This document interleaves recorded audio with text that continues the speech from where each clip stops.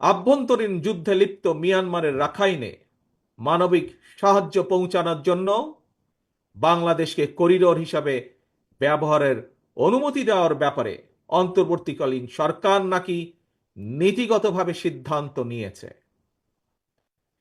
দেশের স্বাধীনতা সার্বভৌমত্বের সঙ্গে জড়িত এমন একটি স্পর্শকাতর বিষয় সিদ্ধান্ত নেওয়ার ক্ষেত্রে অন্তর্বর্তীকালীন সরকার কিন্তু জনগণকে জানায়নি, এমনকি জনগণের প্রতিনিধিত্বকারী রাজনৈতিক দলগুলোর সঙ্গেও কোনোই আলোচনা করার প্রয়োজন বোধ করেনি।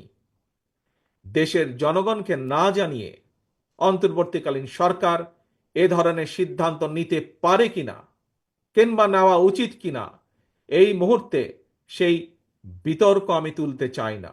তবে স্বাধীনতা প্রিয় জনগণ মনে করে করিডোর দেওয়া না দেওয়ার বিষয় সিদ্ধান্ত আসতে হবে জনগণের কাছ থেকে।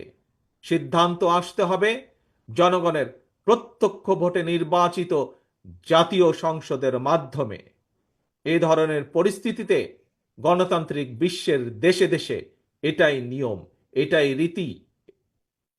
আমাদের বক্তব্য স্পষ্ট, বিদেশিদের স্বার্থ রক্ষার স্বার্থে নয়, অন্তর্বর্তীকালীন সরকারকে সবার আগে দেশের জনগণের স্বার্থ নিশ্চিত করতে হবে। কারণ মিয়ানমার, ভারত, পাকিস্তান কিংবা অন্য কোনো দেশ নয়, সবার আগে বাংলাদেশ।